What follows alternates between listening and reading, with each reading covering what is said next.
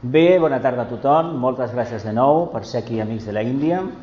Hoy es jueves 14 de septiembre del 2017 y vamos a hacer la sexta sesión del libro Los Misterios de Shambhala. Digo libro porque nosotros lo hemos anunciado como un curso, es un estudio detenido del libro, pero hemos cogido el título de Vicente Beltrán Anglada, Los Misterios de Shambhala, y lo estamos poco a poco desgranando. Cabe decir que tenemos previstas 8 sesiones, esta es la sexta, nos quedan 2 más, pero evidentemente no hemos hecho ni el capítulo primero, porque la idea es profundizar en el libro y probablemente más adelante lo tocaremos. Ahora, de momento, en este trimestre solamente hacemos el mes de septiembre, los demás ya está cogido el tiempo. La semana pasada insistí que la palabra misterio la debemos ponderar totalmente. Olvidémonos de que misterio significa algo así como morboso, algo así como oscuro, algo así como aquello que no se debe tocar porque es peligroso. No es exactamente así. Lo que significa misterio, ni más ni menos, quiere decir lo siguiente: aquello que todavía no está develado. ¿Por qué no está develado? Porque precisamente se espera que el propio estudiante, el interesado, tenga la suficiente fortaleza interna, el ánimo dispuesto, la serena calma de la presencia del alma, y pueda él solito, esforzándose un poco, pensando, manteniendo un gran silencio, espera pacientemente que se despierte la intuición y le revele lo que es el reino de Shambhala, y muy especialmente la palabra misterio, porque la palabra misterio significa oculto, y oculto en el sentido de que todavía yo, mi conciencia, no puede acceder a esa información, a ese estado arquetípico del logos, porque no he podido acompasar mi ritmo vibratorio al del creador, al menos de una manera tan ecuánime que pueda captar algo de lo que el creador tiene en su conciencia. En el fondo, la revelación interna, la intuición, es ni más ni menos que captar lo que la mónada lleva dentro. Sucede que los humanos, tenemos un equipo mental determinado y no siempre estamos dispuestos, porque no tenemos esa capacidad, de conseguir una revelación directa y muy especialmente en el momento que la necesitamos. A todos se nos ha hablado de la intuición, seguramente, de la revelación interna, pero el gran problema es que esta aparece cuando no se la espera, y cuando se la espera parece que se ausentó. Y eso indica que vivimos una profunda dualidad de conciencia. No siempre somos mentales, no siempre entendemos lo que significa ser mentales, y lo peor del caso es que no entendemos lo que significa el mundo emocional, lo combatimos, con lo cual, combatiendo el mundo emocional, en lugar de progresar, vamos retrocediendo.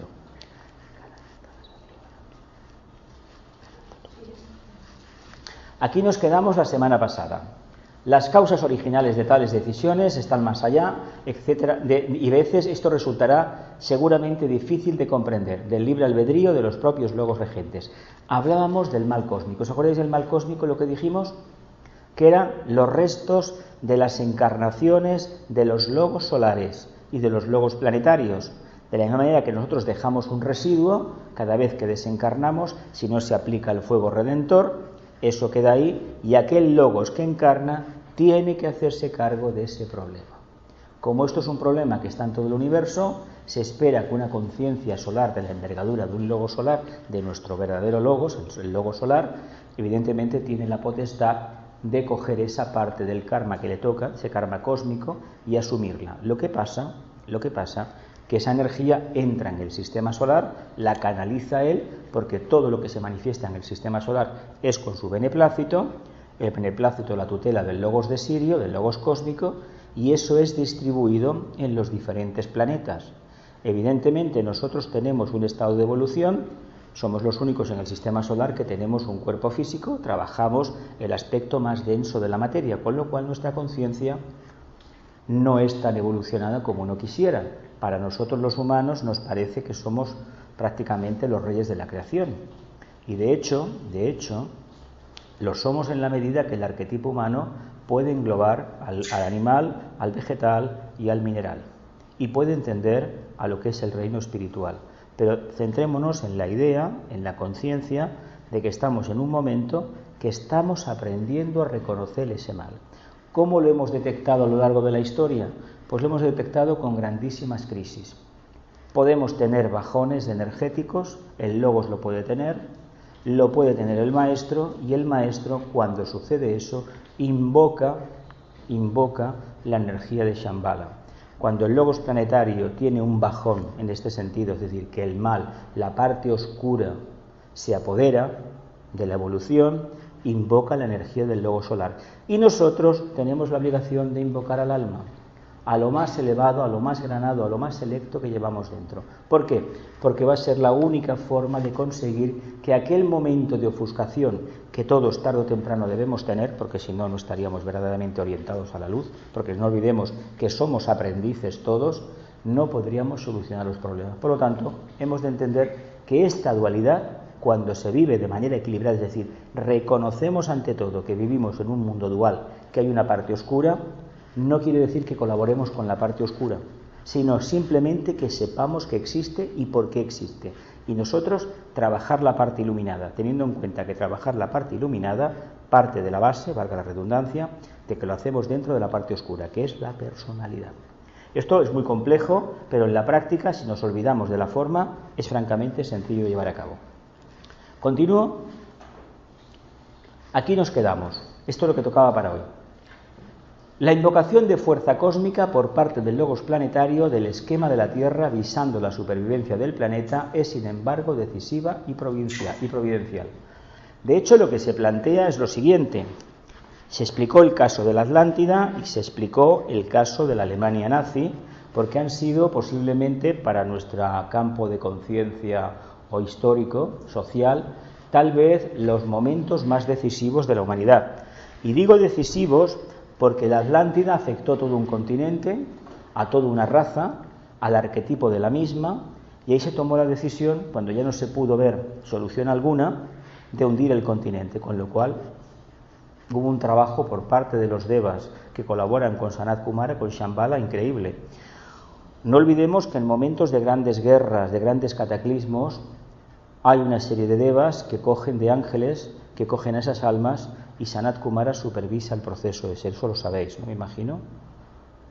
Hay una parte, imaginaos por un momento lo que sucedió en Hiroshima y Nagasaki, aquellos centenares de miles, de lo que sucedió hace unos años con el tema del tsunami en el sudeste asiático, en 2004, en Capricornio, el día 26 de diciembre, al ser centenares de miles de almas, esos días notábamos meditando una presión en la atmósfera tremenda. ¿Qué estaba pasando? Pues que se estaba movilizando una hueste angélica porque había esa precipitación kármica. Ellos hacen su trabajo y a los estudiantes de la filosofía esotérica nos toca colaborar de la forma que sepamos hacer. Vamos a hablarlo así. Entonces, esta invocación de fuerza cósmica le permite al logos mantenerse en su puesto de irradiación. Se trata de que los humanos lo entendamos también, porque generalmente los humanos lo que tenemos tendencia cuando esto sucede es ni más ni menos que apartarnos de esa prerrogativa que tenemos de invocar a nuestra conciencia. Y continúa diciendo, dice, tal es el caso limitando la expresión de la ley al mundo de las voluntades de los hombres, de la invocación del discípulo a su maestro, en casos de urgente necesidad, cuando las fuerzas del mal han irrumpido en su conciencia, tratando de ahogar o reprimir sus aspiraciones espirituales. Olvidémonos de la idea del maestro de la jerarquía y cambiemos esa palabra por alma. O yo superior, o ángel solar, o director interno, o vigía, o como se quiera. Y entonces veremos que cuando estamos en meditación estamos canalizando la energía superior. La conversación que hemos tenido antes en la meditación sobre el silencio, la potestad que tiene es que se abren los éteres y el antakarana funciona, en el sentido de que se precipita un tipo de energía que apacigua la personalidad, especialmente el vehículo emocional. No olvidemos una cosa, si el vehículo emocional está bien, lo demás no diré que es pan comido, pero casi. Si el vehículo emocional no está bien, en lugar de pan tenemos una piedra. Y masticar una piedra es bastante complicado. Analicemos por un momento todas las cosas que nos han pasado en esta vida y veremos qué cosas son mentales y qué cosas son básicamente emocionales. De los últimos días, de los últimos años, Y yo creo que si hacemos el análisis sale un porcentaje muy, muy elevado de vehículo emocional. Quiere decir que las aguas tienen un pequeño problema. Y de hecho la interpretación del karma que hacemos es desde la perspectiva del mundo de las aguas, no desde el mundo de la mente. Y el karma de la mente es mucho más poderoso. El por qué es el mundo de las aguas es porque tenemos una creencia muy grande ¿a qué? A mi vehículo físico, a lo que este vehículo le gusta hacer, a la idea que tengo yo peregrina de que a Dios le gusta mi vehículo físico, porque mi vehículo físico es mi alma. Y nos damos cuenta que es nuestro mundo de deseos. ¿Lo vemos o no lo vemos esto? ¿Sí? El cuerpo de deseo está más relacionado con el físico. O sea, quiero decir, bueno, es el primero. Primero es el etérico. Lo que pasa es que nosotros tenemos la proyección del etérico, que es el denso. El denso no cuenta. Cuenta el cuerpo energético, pero no lo vemos. Como no lo vemos, contamos esto nada más. Y al contar esto, nos creemos que esto es lo que hay. Y en el fondo hay un vehículo emocional que nos va a hablar del aspecto cualidad de la creación. Aspecto cualidad. Es el que nos va a decir dónde está la belleza. Y no nos lo va a decir de manera racional, sino que vamos a captar la belleza en un pájaro, en una planta, en una flor, en el mundo, en un ciclón, en un terremoto, lo que hablamos el otro día en Los Ángeles. Si tenemos esa potestad, vamos a entender lo que significa eso. No olvidemos que hablamos de Shambhala. Hablamos de Shambhala. Y el problema de los humanos es el problema que se le puede plantear en una escala superior a Sanat Kumara. Lo que pasa es que la distancia es abismal entre uno y otro. Él, cuando ha tenido necesidad de invocar fuerza en estas grandes crisis, la ha invocado, evidentemente que la ha invocado, y la energía ha llegado. Además, no olvidemos que ellos están en un estado de conciencia interconectados, por lo tanto, se sabe perfectamente qué miembro de ese grupo mayor necesita mayor energía. Ese es el trabajo de los logos regentes, de los logos solares, de los logos cósmicos, etcétera, etcétera. O de los logos de las constelaciones. Ese es el trabajo que tienen. Ese es el trabajo nuestro con respecto al grupo. ¿Comprendéis el trabajo del grupo? Si entendemos esta frase de que el Logos invoca la energía cósmica para salvar la civilización, la evolución en la Tierra, entenderemos por qué un discípulo invoca del alma del grupo. Cuando se invoca el alma del grupo, se está uno acercando a la jerarquía. Y si un discípulo aceptado, juramentado, lleva un grupo de unas 9 almas, por ejemplo, 9 personas orientadas al servicio, ese grupo a la larga o a la corta acabará siendo tutelado por el nuevo grupo de servidores del mundo. ¿Por qué lo digo? Porque cuando se junta un grupo, el grupo sabéis que no suma. Lo sabéis, ¿no? Un grupo cristiano era 1, 2, 3, 4, 5 y 6, ¿no? 1 por 2, ¿qué sale? ¿Qué sale? 2. 2 por 3, 6 por 4, 24. 24 por 5, ¿qué sale? 146. Siempre y cuando, sí, bueno, multiplícalo, tanto da, ¿no? Tanto no, sí, bueno, sí, porque serían 125, sí, exactamente. No, 125 no, 6, sería más, 105, 140 y algo sería. 144. Entonces entendamos el truco. No se trata de que el primer día cumplamos ese arquetipo, pero el trabajo en grupo lo que hace es que los voltajes van aumentando, porque trabajar en grupo indica a los ojos de la jerarquía que podemos percibir un voltaje en términos humanos mucho más intenso de la energía. Por eso, a nivel individual, un discípulo, por muy elevado que sea, su trabajo es reducido a no ser que esté desempeñando una tarea en un momento de su evolución, en una encarnación, y está interconectado con otros discípulos de otras partes del mundo. Y lo que están estableciendo son líneas que son figuras geométricas basadas en el triángulo, básicamente. Todas las figuras geométricas sabéis que son triángulos. Es decir, la primera es uno de tres, un triángulo, y a partir de ahí todas son triángulos, ¿sabéis, no? Esto, un cuadrado son 2 triángulos, ¿no? Y todo lo demás igual, ¿verdad? Y todo va en torno a ¿cuántos grados? 360. ¿Qué es el 9? Es el 9.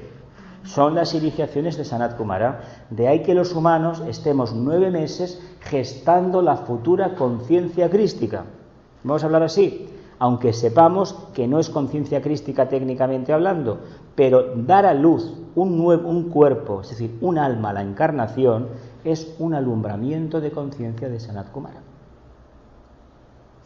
Por eso, si lo miramos bien, nos vamos a dar cuenta que eso que dicen las religiones de que puedes llegar a estar en el corazón de Dios es una forma muy simbólica de explicar lo que os estoy diciendo. En la medida en que estamos respondiendo a ese llamado, nos estamos acercando a Él.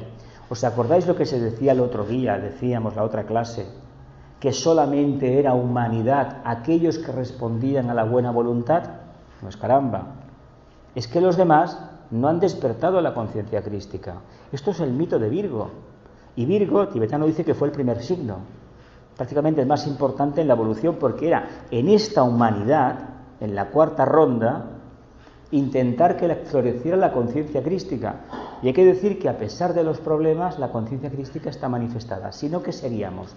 Animales, pero no podríamos conducir un automóvil, cuidado, ni tener teléfonos móviles. ¿Por qué? ¿Por qué? ¿Por qué? Venga. No tendríamos mente, ¿no? No tendríamos mente, exactamente. La gran conquista de la conciencia crística manifestándose de forma triple, es decir, en el cuaternario inferior, ha sido la conquista de la mente.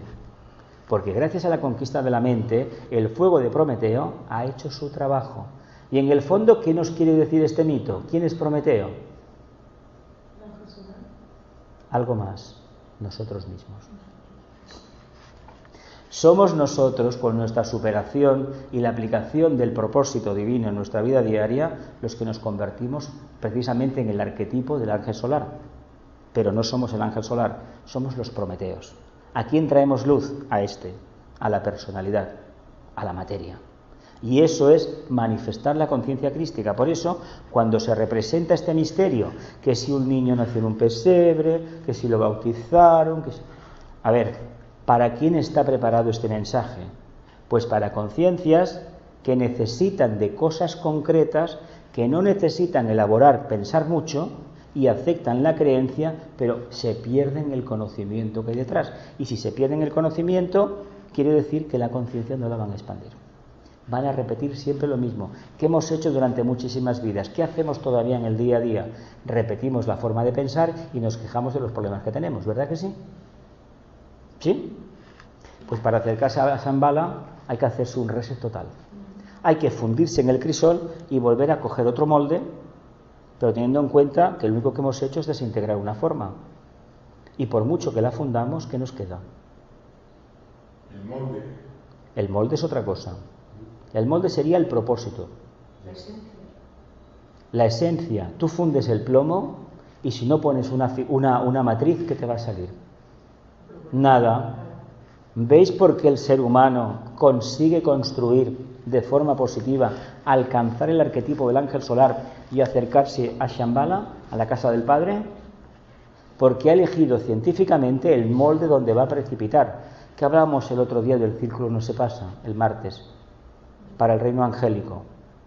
Que si no hay un círculo no se pasa, uno no proyecta su energía. Y ahí se forma una figura concreta. Se trata de que el arquetipo lo manifieste aquí. A mí no me sirve escuchar el discurso de que yo soy muy espiritual, por ejemplo, que es muy extendido este mensaje en el mundo, y luego como persona soy una persona normal y corriente. No puede ser. Hay que ser algo más que eso. Lo vemos el tema que tenemos, la analogía que se puede establecer con el maestro, con el alma, con el ángel solar, que es la misma que tiene el maestro con Shambhala y el logos planetario precisamente con el logos solar o el logos que toque. ¿Entendemos el tema? Que todo está interrelacionado. Entonces, cuando venga la próxima crisis, ¿qué haremos? ¿Qué desgraciado soy? ¿O me siento tranquilamente 2 respiraciones o 3 y diálogo con el alma, una meditación? ¿No es eso más práctico? ¿Lo hacemos habitualmente esto segundo? ¿O nos quejamos, qué desgraciado soy, el karma que tengo, la culpa es de los demás, este gobierno, que no sé qué, que no sé cuánto? ¿De quién es el problema? Santi, ¿de quién es el problema? De mi ex. Ah, de tu ex, vaya. No conozco a nadie que en un divorcio diga la culpa fue mía. De verdad, ¿eh? De la gente que he conocido que que ha reorientado su vida, prácticamente ninguno, ni ellos ni ellas, me han dicho no, la culpa fue mía, o me siento más responsable. No la culpa, no. Siento responsable que no hice nada por la otra, el otro. Siempre igual, siempre igual. Somos humanos, ¿eh? Dice, la intervención del maestro en tal caso es lógica y supremamente natural, ayudando al discípulo a vencer dentro de sí aquellas intromisiones del mal. Una pregunta. ¿Creéis que el mal está ya acechando como el lobo detrás de la esquina? Y cuando llegues a la esquina, ¡pum!, las garras del mal te van a agarrar. ¿Os que habéis creído esta historia? Caperucita Roja podrá funcionar a niveles de conciencia limitada, ¿no? Conciencia de masa. ¿Creéis realmente que el lobo está detrás de la esquina esperándonos? Entonces, ¿qué sucede aquí? ¿Tú crees que el mal está en la esquina? Yo creo que Está dentro tuyo, ¿verdad? Por lo tanto, vayas a la esquina o a la casa iluminada o a la casa donde están estas señoras en la calle esperando clientes, el mal lo llevas tú.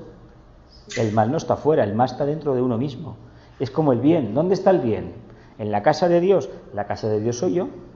Por lo tanto, yo soy el mal y yo soy el bien. ¿Qué soy entonces? Un ser humano. Es que esto del mal queda un poco así. Claro. Claro. Tenemos que afinar, ¿no? Ya, pero es que ahí está, para eso tenemos una conciencia, pero sobre todo desligarnos del cliché de la continua dualidad, porque claro, como soy humano, he tropezado. Esto está ya muy sabido y no toca hablar de ello. Por lo tanto, cuando tenemos una crisis, lo que debemos estar muy atentos y no comenzar a analizarla en plan psicoanálisis y darle vueltas y vueltas y vueltas, porque hay que decir una cosa. Cuando un problema se revuelve mucho, ¿qué pasa? Huele muchísimo, ¿verdad?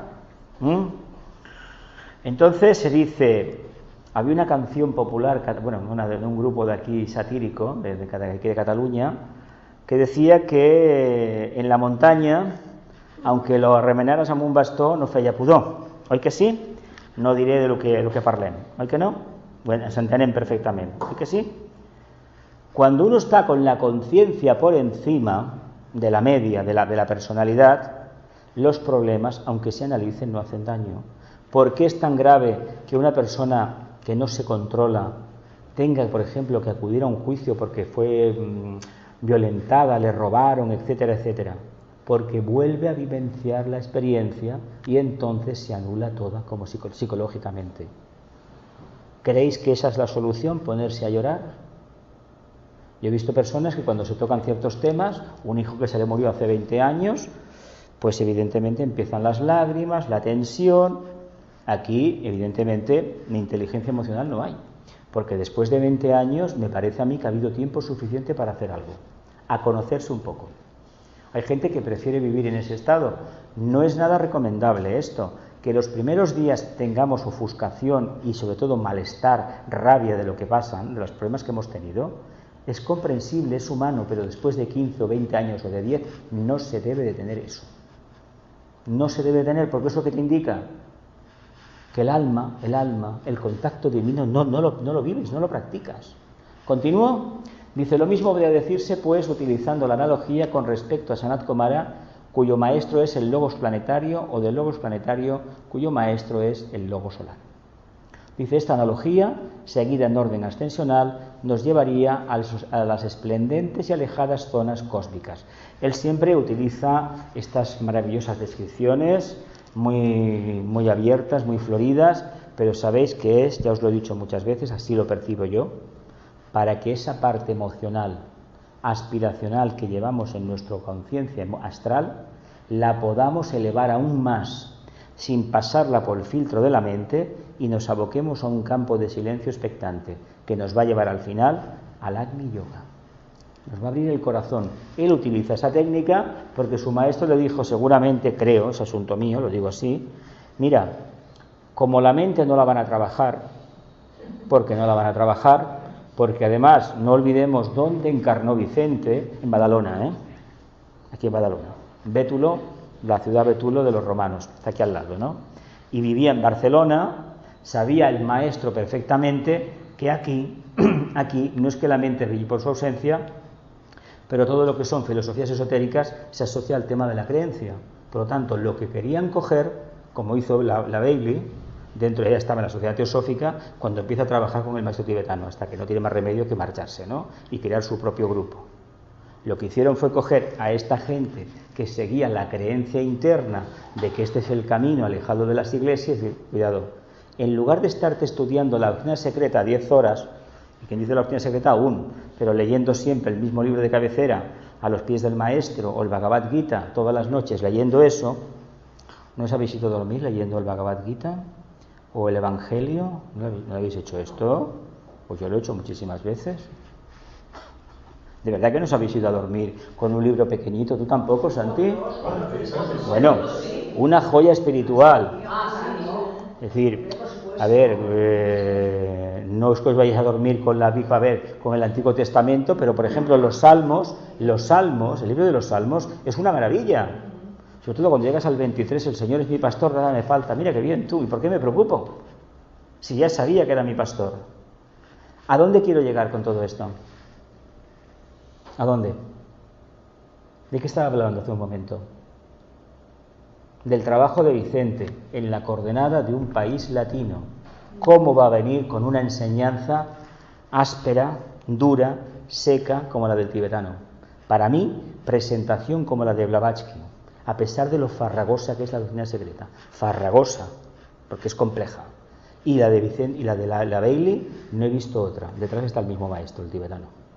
Aunque la señora Blavatsky pensó que era Moria que le dictaba, pero sabéis que Moria era el secretario de los dos, y sigue siéndolo, el tibetano es el secretario de los dos, tanto de Moria como de Kutumi. Pero el maestro de tibetano es el maestro Kutumi.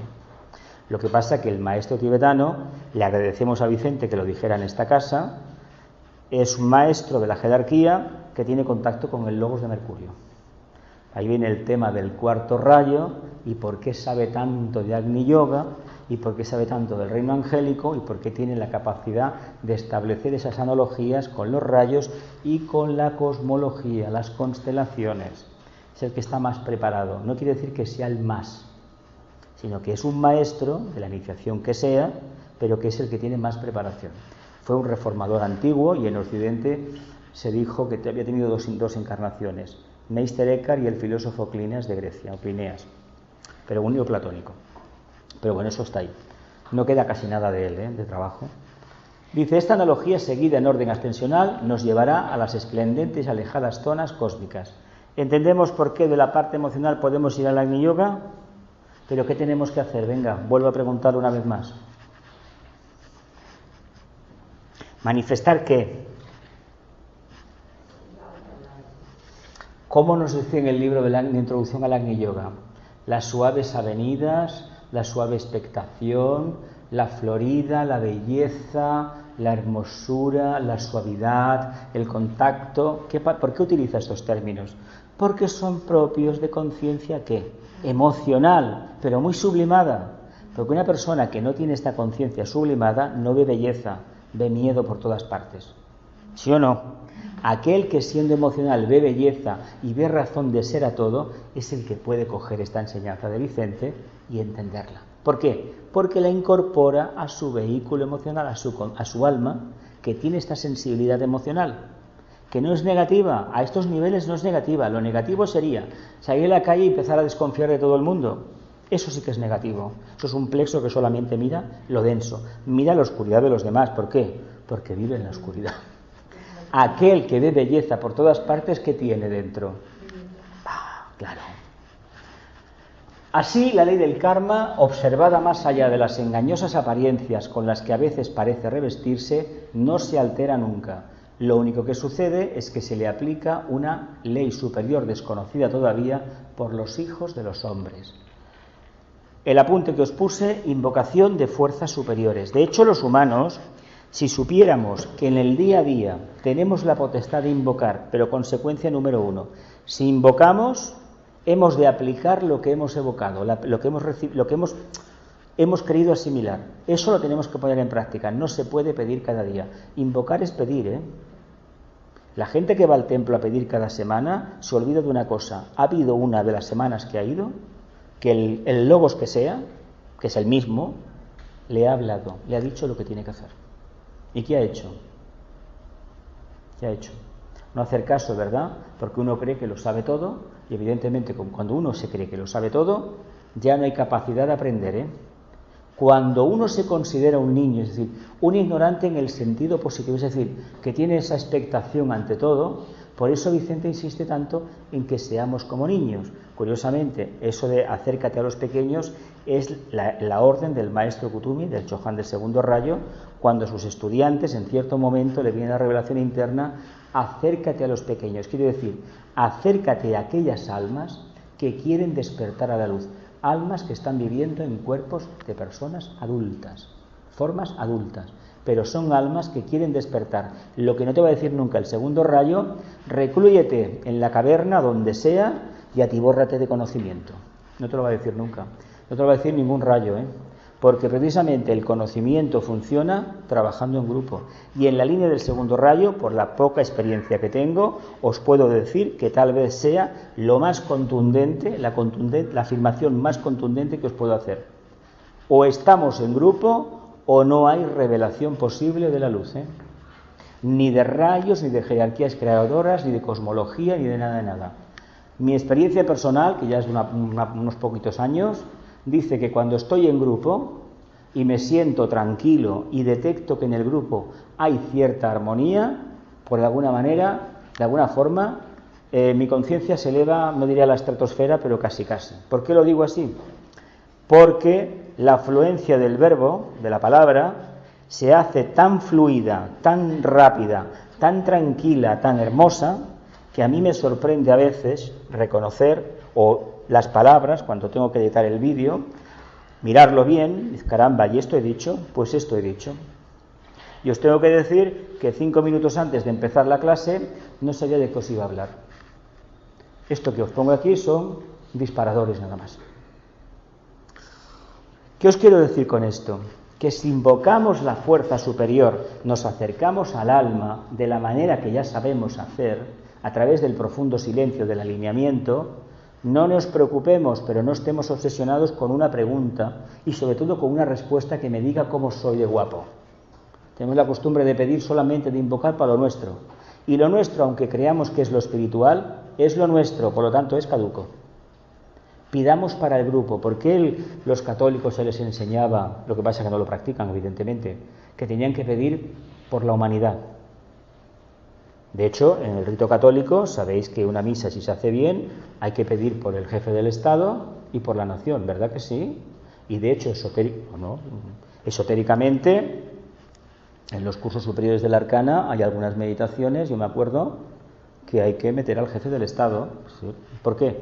Porque el jefe del Estado, aunque no nos guste su cara, por ejemplo, y sea rey o presidente o república, es el punto de luz, el vórtice superior de la nación. Y hay un triángulo ahí.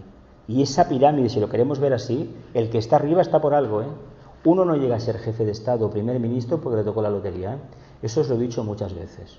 Todos los que están en el poder, y aunque en España no nos gusten algunos, a nivel personal, tienen una segunda o una tercera iniciación. Decimos, caramba, no puede ser. Os he dicho muchas veces que sí. Y también os lo dije del señor de los Estados Unidos, que a la gente le choca mucho, la gente se quedó con las maneras del anterior, que también tenía cierto nivel interno, no te digo que no, pero este señor que está ahora allí tiene la experiencia propia de haberse arruinado varias veces y haber superado la prueba de Escorpio, es decir, vuelvo otra vez para arriba a levantarme. Y eso, cuando un alma lo demuestra, significa sentido de responsabilidad. La prueba leonina, en cierta medida, está superada. ¿Tenemos la prueba leonina resuelta nosotros? ¿Cuánta gente en el camino, después de 15 o 20 años, tiene un tropiezo y no quiere saber nada más de filosofía esotérica? De aquí, que se acabó muriendo, acabó quemando los libros y renunciando a la incineración. Otro y otra, que también venía por aquí. ¿Qué quiere decir? ¿Qué quiere decir eso? Inseguridad, porque la invocación, la respuesta que vino a nuestra invocación, no nos hablaba de la forma, nos hablaba de la conciencia.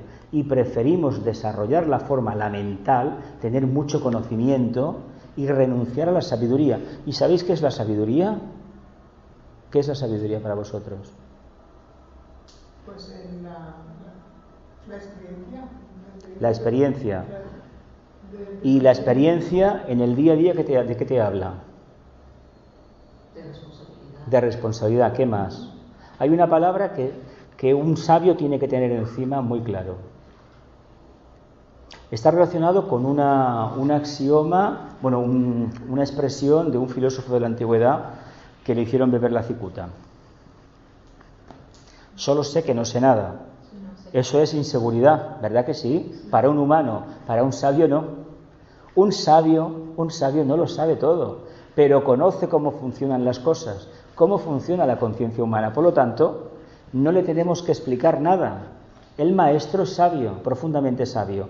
No le tenemos que explicar nada. ¿Por qué? Porque conoce ese mecanismo interno, lo capta intuitivamente y convierte aquí la luz o una figura geométrica y tienes bastante. ¿Más que no quieres saber nada más? Porque es hablar, perder el tiempo. Es como, por ejemplo, el tren sale a las 5 de la mañana o a las 5 de la tarde y llego a las 5:05 y le cuentas al señor de la estación que tu madre no tuvo que ver a tal médico, que el taxista, que no sé qué. ¿Y eso por qué importa? Has llegado tarde, ¿verdad?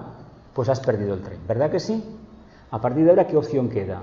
¿Negociar que te den otro billete, otra plaza en otro tren? Vale, pero perder el tiempo en la necedad de que mi padre, el taxista, el otro... No, ¿de quién es la culpa esa? ¿Es tuya? ¿Lo entendemos o no lo entendemos? ¿Estamos dispuestos a reconocer que todo lo que nos pasa es responsabilidad nuestra o no? Sí, pues si lo hacemos, el alma habla. Sigamos invocando, porque vendrá más. Pero si no lo hacemos, no invoquemos más, porque ¿sabes que nos van a venir? Espejismos, ilusiones, mallas. ¿Por qué crees que la gente está tan caída? Se les ve sin ganas de vivir. Porque el alma no se puede manifestar a través del vehículo etérico. No proyecta energía, no le llega la energía al vehículo etérico voltaje suficiente, porque a nivel emocional estamos pidiendo cada día que me toque la lotería, que si ese coche, que si la lavadora, que si el último plasma. ¿Dónde hemos dejado espacio para la conciencia en nuestra mente? ¿Dónde? Ser sabio implica estar completamente inseguro de todo. La afirmación solo sé que no sé nada es una contradicción, un sofisma, hablando claro, pero en el fondo indica que mi objetivo no es conocer, controlar, sino la razón de ser de todo eso. ¿Cogemos? Pero yo en su experiencia dice sabe. Pero es lo mismo, ¿no? O parecido. ¿Cómo vas a saber sin experiencia? Lo que pasa es que te tienes que olvidar de la experiencia, porque cuando hablamos de la experiencia estoy hablando del pasado. Cuando hablo del conocimiento hablo del pasado, mientras que si estoy en completa inseguridad y la mente abocada al todo, la conciencia al todo, no necesito nada más. Con la mónada, Tríada espiritual en este caso, los maestros sí que evidentemente pueden. Nosotros, de hecho, lo bueno de un maestro, una quinta iniciación, es que el principio átmico, el átomo átmico permanente, los tiene, lo expresan. El caso de Buda, con una octava iniciación, prácticamente es una mónada pura. Y una octava iniciación es mucho, ¿eh? Es algo inimaginable, ¿eh? Inimaginable, no lo sabemos. Se puede decir mucha cosa, pero Tibetano lo explica. El año pasado tocamos las 9 iniciaciones y por qué en la novena, en la de Sanat Kumara, la del plano ádico, se dice ni más ni menos cuál es la razón del mal cósmico. Y en el fondo, a mi modo de ver, como estudiante novato, novel, lo que veo es que forma parte del plano más denso. El mal cósmico es la consecuencia de estar viviendo en el plano más denso. Ni más ni menos, hay que aceptarlo, ¿no? Otro no nos correspondía. ¿Continúo? ¿Tenéis alguna preguntita con esto? Dice, ahora bien, las excepcionales medidas tomadas por la gran fraternidad de Shambhala, revelando aquellas tremendas vinculaciones cósmicas, podrían repetirse de nuevo en nuestra era actual, marcada por el signo del fuego y de la electricidad, si alguna nación del mundo intentara utilizar contra otra este terrible y misterioso artefacto que llamamos bomba atómica. Bueno, hubo una decisión en los años 50, Vicente lo dice, o 62 o 52, creo que 62, de que un concilio de la jerarquía acuerda de que el país que pretenda